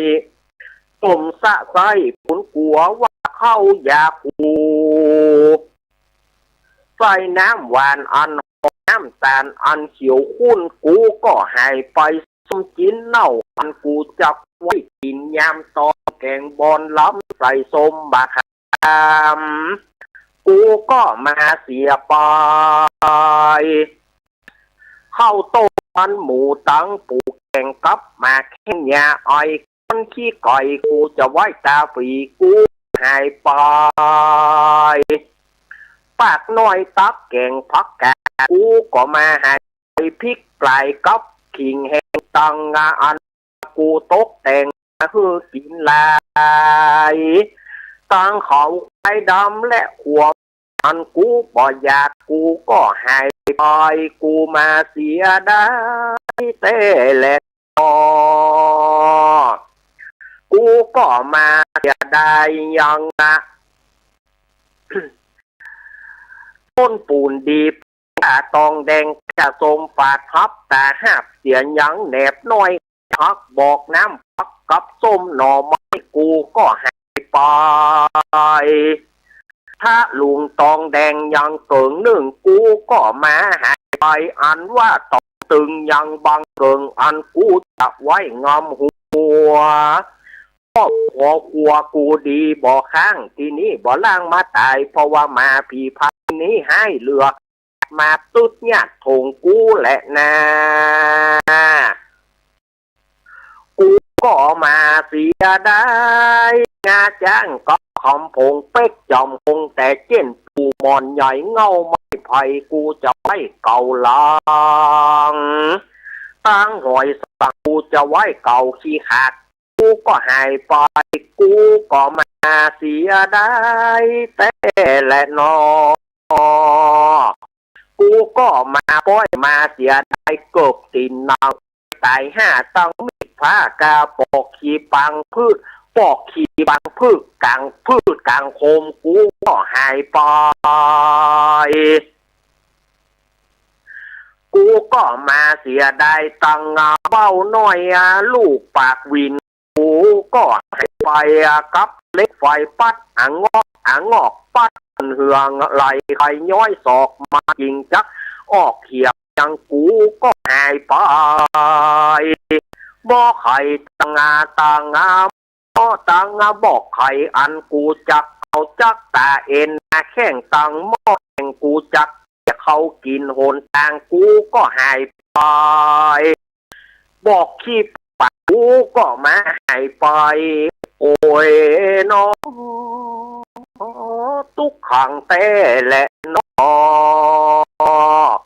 พี่ว่ากูลงเฮือนมาวันปอดมารอดเมืองสี่ปีคนไล่ตะลุ่มนันคาคุ้ม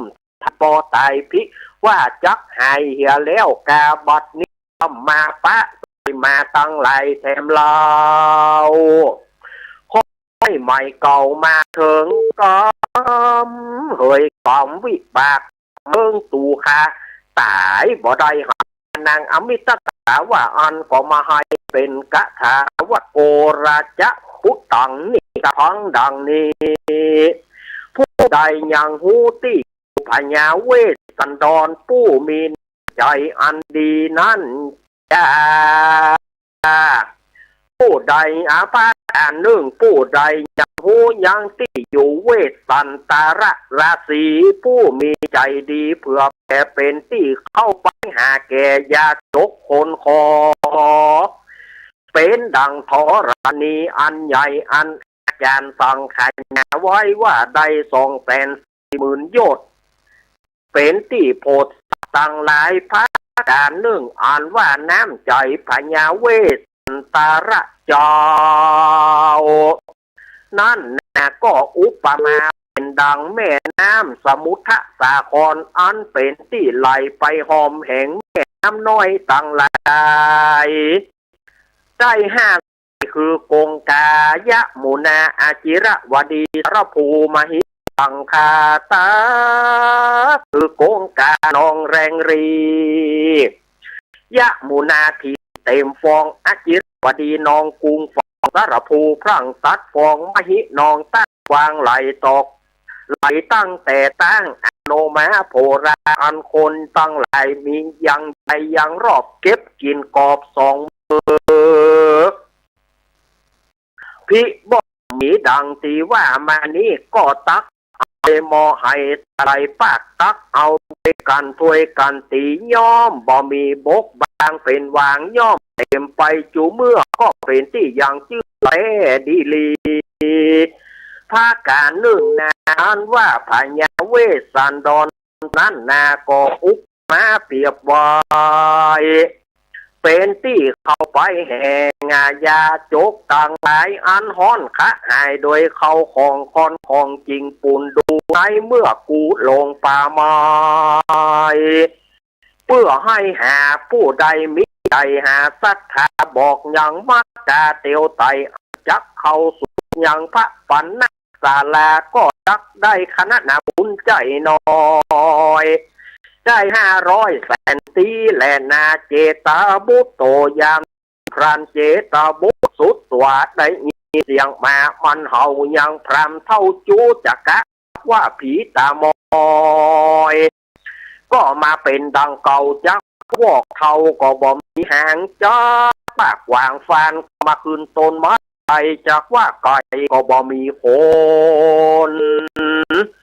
จักว่าโคนก็ว่ามันโคนบ่เหมือนหูบ่เหมือนห้างจักว่าวอกกั้งก็จะเป็นเท่าผีพรา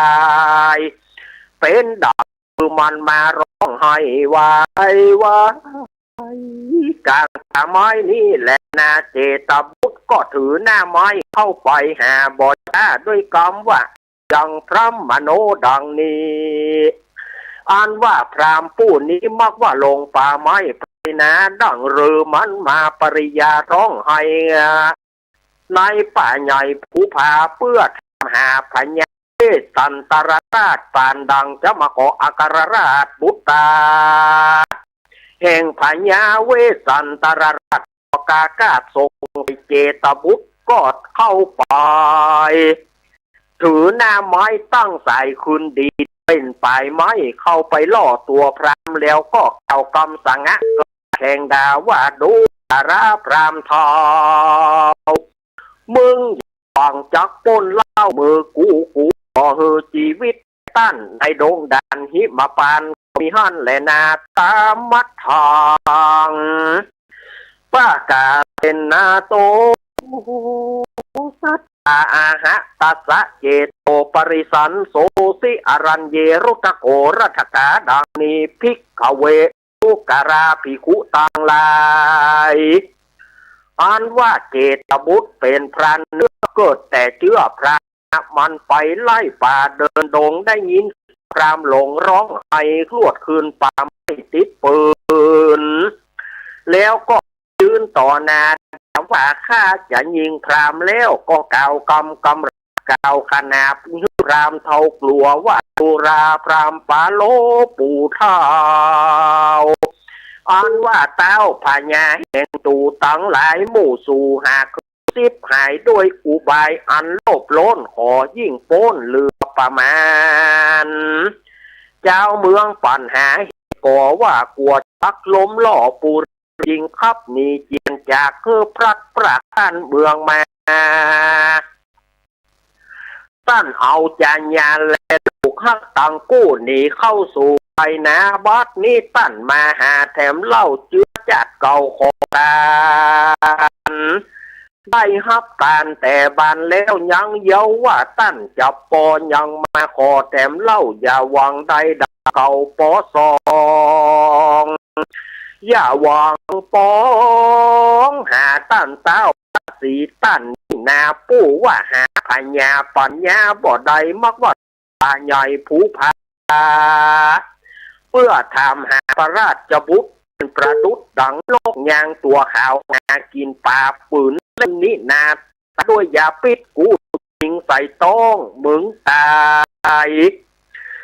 ข้าฮือมึงความไวตายระนาดชีวิตขาดหัวตกจักปากเอาหัวอกจะจกเอาหัวใจแต่มันเอาจักเอาปูจาเตปาอาลักคนมีชื่อว่าพันนะสกุณานี้แหละนาโตสุจักะพรามได้ยินเจตปุตกระยาบกล่าวขนาบเสียงแข็งป้านปืนธนูแตงแผ่รอดอาจจะตอดยิงตนเท่าเววนกลัวใหญ่เป็นดังแม่ไออันมันไข่จำแหงมันจังสุดขนาดไม้ขอนฟาดสันหลัง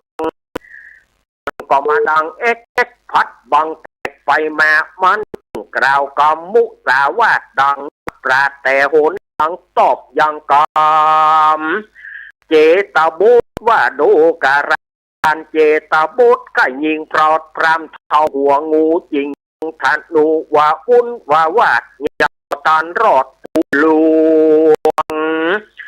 พรำก็มาตกกะปวงกะป่าน้ำตาราดไหล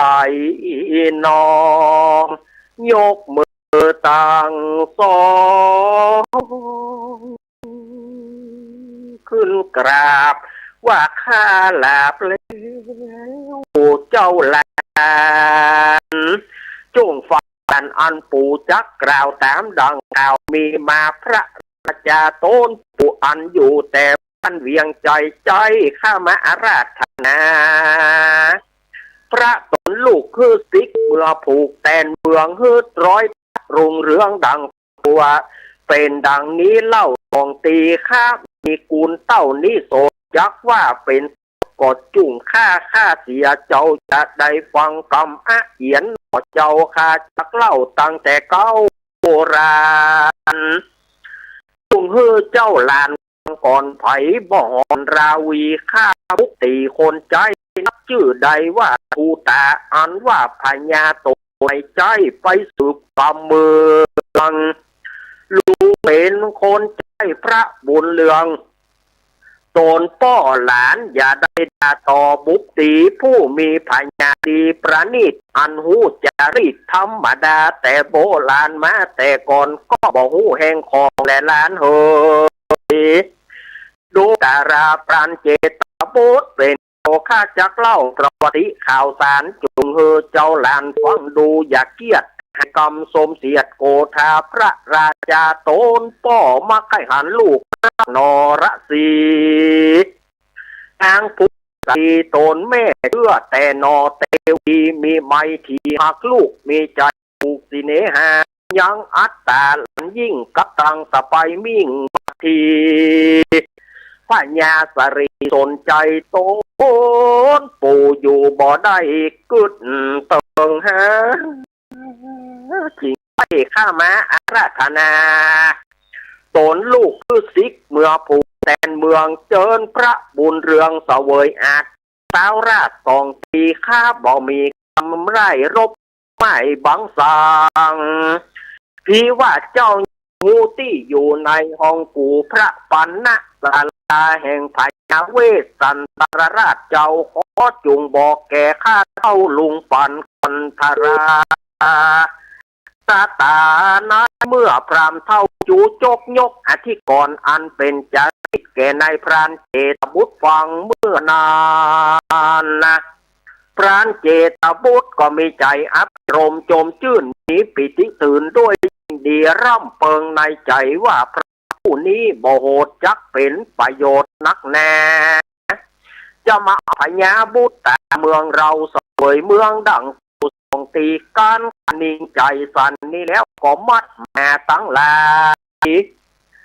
ไว้ตามที่ต่างมัดมาตัวที่หนึ่งติดเก้าสลองมัดมาตัวที่สองติดเก้าขามัดมาตัวที่สามติดเก้ามัดที่มัดมาตัวที่สี่ติดเก้าบ้ามัดมาตัวที่ห้าติดกับต้นตะโกบมัดมาตัวที่หกติดเก้าผักเพชรมัดมาตัวที่เจ็ดติดคือแปดมัดมาตัวที่แปดติดบะเมามัดมาตัวที่เก้าติดเก้าปักจิกมัดมาที่สิบไว้ข้างเล้าเป็ดมัดมาตัวที่11ไว้ต้นไม้หิมนอง เลี้ยวก็มามัดมาตัวตี12 13 14 16 17 18 19 20 21 22 23 24 25 26 27 28 29 30 31แล้วก็32มัดมันตั้งไงเนาะสถาญาติโยมถ้ามาเมามัดกำตัวมันเบี้ยวอ่ะ บางพ่องพอคุดคิดใครปีกล่ะเมื่อใดท่านอาจารย์แหมเมินก็แหมน้อยเดียวน้อยเดียวแหมเดียวนะเดียวแล้วล่ะการว่ามัดมาตั้งหลายไว้กลางป่าไม้นะแล้วก็รีบรามฮื้อลงจากต้นไม้อันตนตัวก็เอาผ้าตาปูไว้ฮื้อพรามบาปใบเหนือดินแล้วก็ฮื้อดินเข้าน้ำแล้วก็กล่าวกรรมปฏิสันทานเป็นกรรมหวานจะจอยว่าดูราสหายโหยก็บลางว่าจักมาไต่กลางป่าไม้ด้วยปืนหน้าไม้กูยิงตัวดูราท่านเขากู้หากินเหล่ากำมึงพี่ว่าเป็นคนใจแห่งพาเกียวแก่นไทสรีสนใจเป็นที่ฮักเปิดใจกูบ่น้อยถ้าว่าจะมาเอาพญอไอเวสันดอนเมื่อสู่ในพระนครหลวงดังเก่ากำมึงเล่าหากจักพระราศีเจ้าพ้าเป็นที่ฮักแก่พระเจ้า4 ปีฮือจำเริญดีแก่ปัจจาราชเจ้าอาจหลังลอยลานเข็มกาซอยตามพระบาทบัดนี้เต้าจากเวทใจโยไปสู่ไพรโสนป่ากวางต้านก่อสร้างกระตอมเปลี่ยนสร้างสมปานทำเวียนกีสร้างพระนวดเป็นระสีอยู่เป็นปีไหนกี่ลีป่าไม้ที่จิเขาวงกฏถารงเป็ดเป็นดาวผลวิเศษกูจะยี่แจ้งเจตโหนต่างอันจะเข้าสู่ในห้องปู่ปันนาคาลาคืออินทธิราชไทยเนรมิตไว้แต่หลังต้านจะเข้าไปหาต้านเต้าระสีก็มีโดยปาการดังกล่าวมานี้แหละนะโจจะป่าปังนิที่ตังขีญาสวะนาวิเศษจาห้องเหตุเข้ามาเตมาหาเจ้าเวสสันตาระจะพบกันที่5ชื่อว่ากันจูโจอันจะยกปริยายอันมีหลายบ่อนน้อยเพื่อไปปอย่อยปังลงจะขอโปงลงวางขอย่างโดยกระถาประดา19 ปากาถาทำผูกนี้นาเป็นเจ้าตาผู้ที่เกิดปีมะโรงงูใหญ่ก็บังโกมโสมฤทธิ์สาเดชสาธุจบแล้วอุ้ยหกคำเหรอญาติโยมเหยปะทำสังโค8 โค 9 โค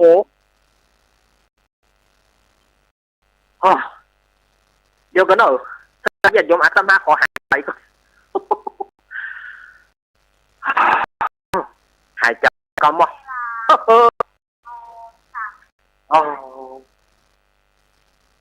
พอถึงบอกว่ามันเต็มสตรีมมันเต็มคาราเบลก็ถึงบอกว่าอันนี้มันเป็นฉบับที่มันคาราเบล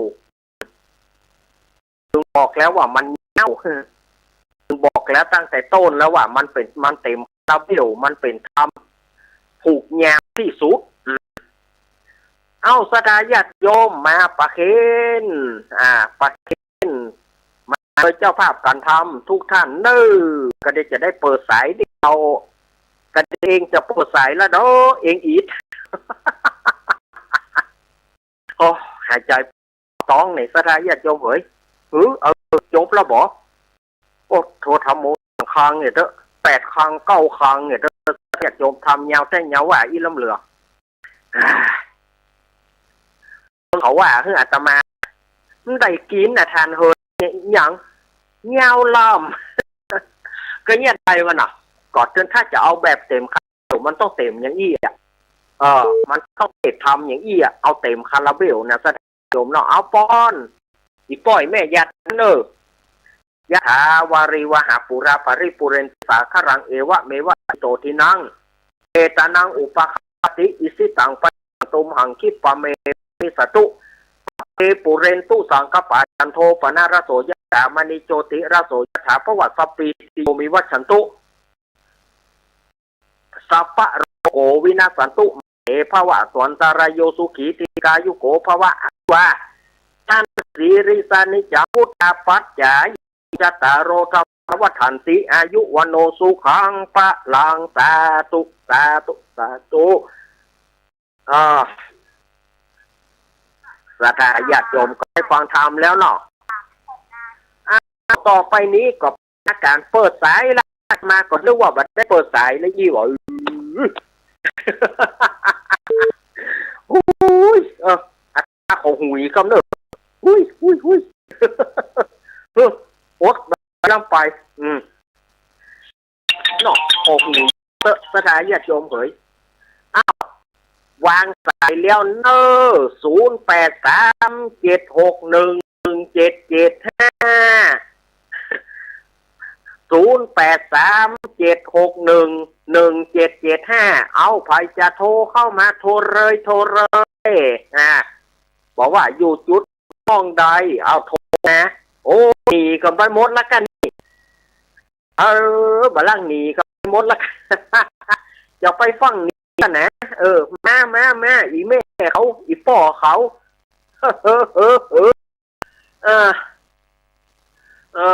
มันเมินไหนได้มาเทศเตื้องเลยปล่อยแม่เฮ้ยไปเจ้ามาเจือโลกเล่นเอาเหือโปแตกโปแตนโปตัวขนาดเปิดแอร์นะพัดลมตัวนะเอาปุ๋ยแม่เฮ้ยต้นปฐมสังโฆเอามีก็อัดเข้ามาเนอ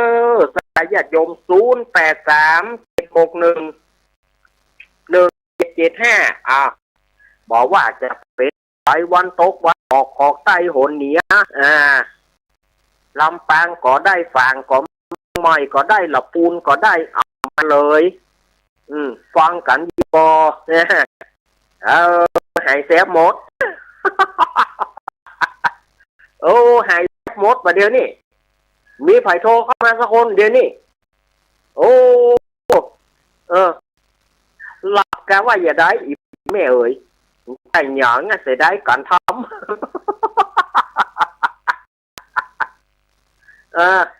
เสียได้การทำอีบอกโอ้บะมีเต้ก็ở đâyนี่ฮะโอ้ยหนีกันไปหมดกันโอ้ยเนาะมาเลยมา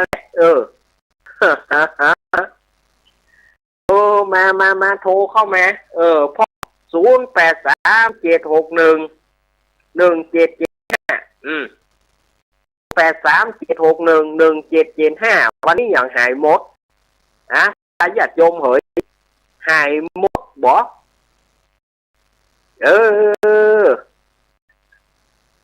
1 2 250 262 274 286 298 20ไป20โอ้มีไผมาสักคนมีไผมาเขาก็จะว่าไปเรื่อยๆเนอะเพราะว่าจะมีสถานโทรเข้ามามากันเต้น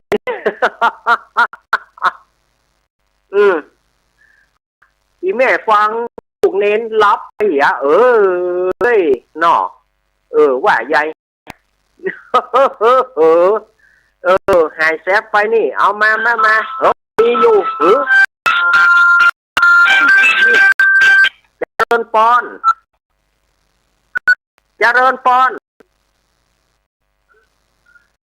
เอาติดแล้วติดแล้วอันนี้จากทางใดแม่จากทางใดสารพีแม่ แม่เรือนแก้วฟังประจำ เจ้าเป็นกำลังใจเนอะลุงเอง ขอบคุณ ไปฟังเขา โอ้ก็มัน มีคนโทรมาอยู่ ก็มันมีไฟลูกด้านบน ไปนี่เจ้ากำลังใจเจ้า อ้าวยินดีเรือนเกี้ยวเนอครับ เจ้าที่บอกว่าเป็นเจ้า เอาขอบคุณอาตูอีกะก็เฮาพอจะทอดใจแล้วแม่เรือนแก้ววางสายเฮือกำขอบคุณมาแม่ตุกแก้วคำอ้วนแม่แก้วศรีลาพรเพนขาวเตี้ยวันนี้สายตั้งฝางแม่อายชัยประการมาสถาญาติโยมหายไปไหนกันหมด หายไปไหนกันหมดวันนี้มาโทรเข้ามาเนอะ0834611775เลยยาเริญพร นมัสการกันฟังเลย แม่สุกแก้ว เจ้า คำอ้วนมาแล้วสารพีเหมือนกัน เจ้า โพธาราม เจ้าแม่ฟัง เดี๋ยว วันนี้ถัดไปขนาดเลยเด็กทำแบบนี้ อิดเนาะแม่เนาะ เจ้าเยี่ยมเอาน้ำอีกนะ โอ้ก็แม่น้ำมีเนี่ยก็มาถ้าจีบน้ำนะแม่เสียงจะเปลี่ยนถ้าเขายั้งจีบน้ำทันทีนะเสียงมันจะเปลี่ยนแม่เสียงมันจะบ่ได้สกี้ละก็เดี๋ยวเสียงมันจะเปลี่ยนละเสียงมันจะถอยหลังไปเหี้ยฉะนั้นก็จึง ไม่ต้องฟังอยู่แล้วไปได้โทรมาได้ ฟังอยู่ประจำเนาะ เจ้าฟังอยู่ไม่จะฟัง อีแก โอ้โคตรเหนื่อย อันเมื่อเจ้านี่นะแม่เมื่อเจ้านี่นะลูกจะบอกเพื่อนนะเมื่อเจ้านี่มันเวลามันน้อยเมื่อเจ้าเวลามันน้อยอันอย่างแล้วเวลามันจะหมด แม่เป็นยังคือฟังอยู่เนาะแม่เนาะ ฟัง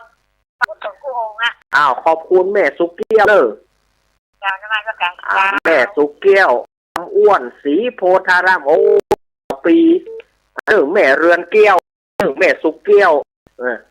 แม่เจ้าศรีลาพรมาแม่เกี้ยวศรีนุสรเราเขาเหมือนได้3เกี้ยวได้ละ2เกี้ยวละคือมันครบรัตนะเนาะคือมันครบรัตนะแม่เรือนเกี้ยวแม่สุกเกี้ยวเอาแม่เกี้ยว100%แม่เกี้ยว100%มาครบจะได้เจ้าทั้ง3เหี้ยทั้งปอนครับสวัสดีครับโอ้อันผมก็ฟังลุงฟังแล้วอีกผมหวังเนี่ยลุงเลยจ้ะผมฟังจะลุงโชว์วันแล้วเนี่ยฟัง2 วันเลยเนาะฟังเนี่ยอ่ะเดี๋ยวนี้ลุงดังเก่ากับเก่าครับเลี้ยวจะแต่เนาะเจ๊กเอาเป็นกำลังใจซึ่งกันและกันได้สบายเนี่ยเป็นกำลังใจซึ่งกันและกันเฮาหวานเหมือนกันแต่ครับไปผมกับไปใส่เข้าพรรษาแล้วก็ออกพรรษากันเนี่ยไปเนาะครับผมไปวันผมจะวัดลุงผมกับวัดผมได้ก็ได้มันถึงวัดเฮาฮะนะดีที่สุดผมไปของผมผมทำแล้วพ่อแม่ผมมันท่านนะครับพ่อแม่ผมปีเนี่ยไอ้เตียวไปกะก็ไปจนกระลูกจะหลานนะหาลูกตาผมกันนะกะก็เดี๋ยวว่าเตียวไปได้นี่นะได้ค่ะผมเป็นคนพิการลูกก่อนหน้ากันกะเข้าใจนะผมฟังของจะลุงต่อไปเนี่ยสวัสดีครับจะลุงสวัสดีครับเป็นกำลังใจการเปิ่นบาหารเฮากับบาหารเป็นกอบทายโยมสักวันเฮาลองจูงเนาะจูง เอเฮามานี่10 กิโล อย่างเพลงของเพลินพรมแดนน่ะเพลงเพลินพรมแดนว่าคนตาบอดถึงกันฮะอีทบอกฮะว่าฮามานี่10 กิโลหันจะได้นานนาเบอร์นะก็ว่าอันนั้นเองหรอกไปนอนศาลาที่ก่อนศาลานี่เขาถ่ายแต่โจมอนนอนเปื้อนไหลตีหัวหาว่าแล้วชิงจุงอย่างนี้ หาว่าแล้วชิงจุงมาอย่างนี้แต่มันไปบ่ได้มันจุงกันไปก็จุงกันมาอยู่ฮะเนาะ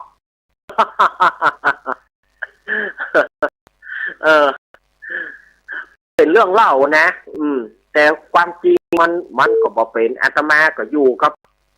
อาตมาก็อยู่ขอบคนพิการสายตามันน่าประท้วงอาตมาก็หูกันเนาะมันก็หูกันมันก็ไปถูกพ่องกับถูกพ่องมันก็มีนะแต่ส่วนมากก็ปลาไม้เต้านั่นนะเป็นตาที่3ถ้าบ่มีไม้เท้ามันก็ยากนะมันไม้เท้าเป็นตาที่3ทางไปมีไม้เท้าก็สมัยก่อนนี่บัดใจก็ได้นะอาตมาเองบัดใจก็ได้นะบัดเดียวบัดได้แล้วสถานโยมต้องอาศัยไม้เท้าบัดเดียวนี่นะอาตมาอาศัยไม้เท้าแต่ก่อนนี่บัดใจก็ได้ไปบริเวณก็ได้บัดใจบัดนี้มันบัดได้เฮ้ยสถานโยมมันมีนั่นอย่างหนึ่งมันก็บอกถ้าสถานโยมถามอาตมาก็ได้เพราะอันอย่างคือต้องใจไม้เท้า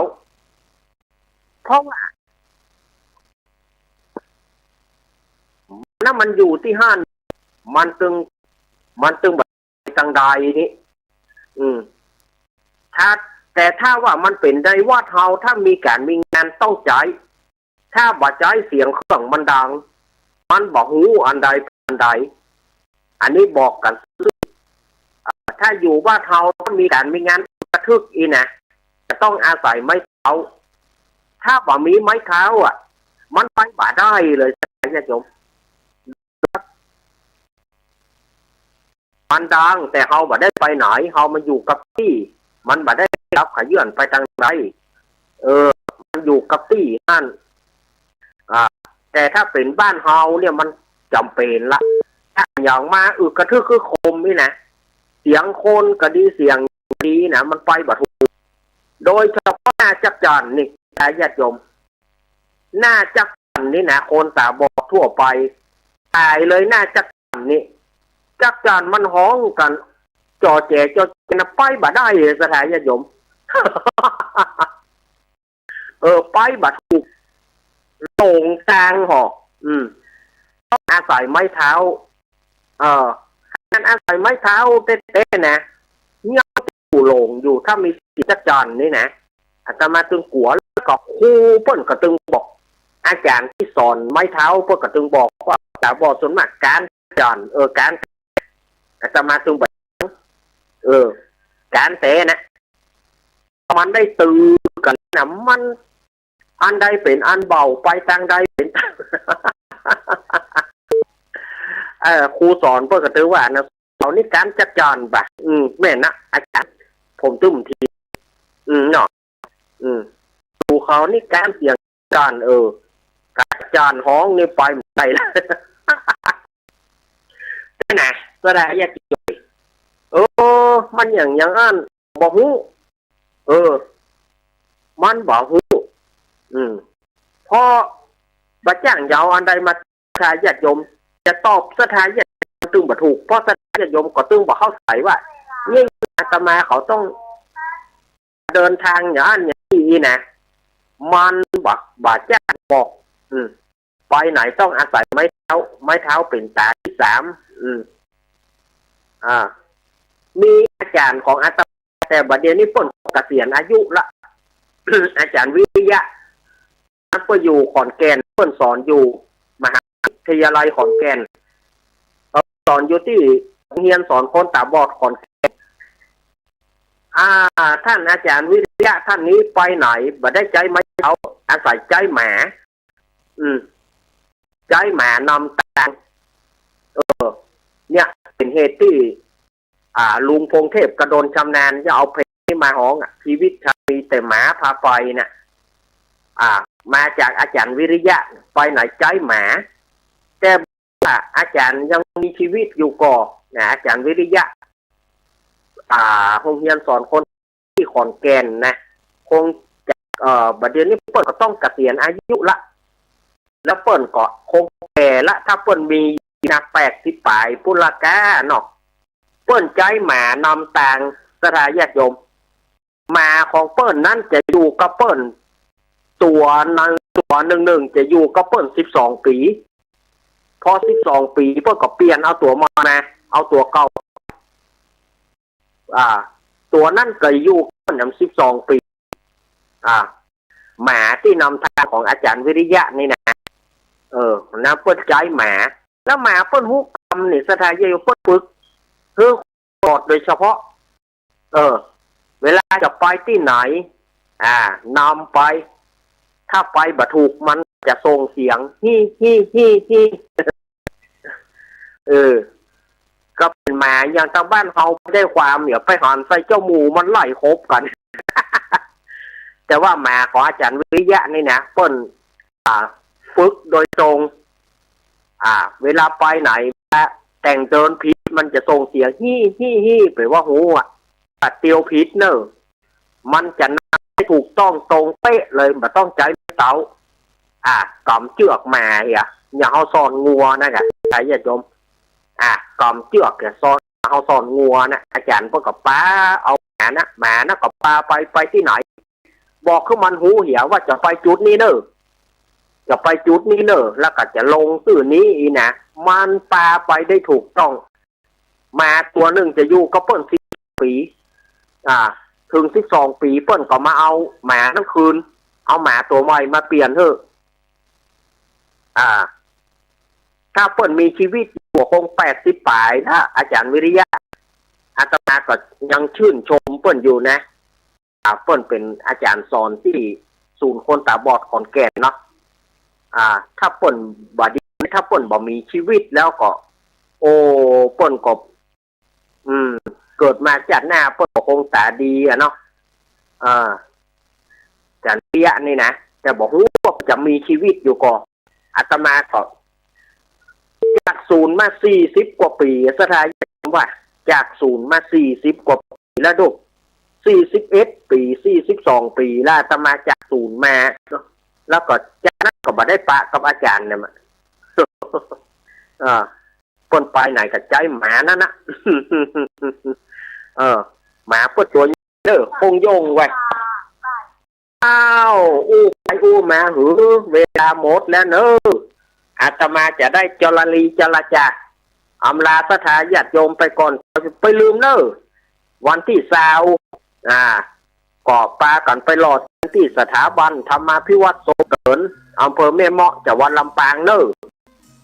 วันที่วันเสาร์นี่นะวันเสาร์ที่จะถึงนี่นะสถาญาติโยมเอาละอาตมาใช้เวลานี้ก็สมควรการเวลาอาตมาจะจรหนักก่อนเนอะเอาไว้สุมาเตเมื่ออาตมาฮื้อโทไม่บัดโทแล้วอาตมาหมดเวลาเนี่ยจะมาโทอาตมาขอตัดเนอะอาตมาก่อนเนอะอภิวาทนา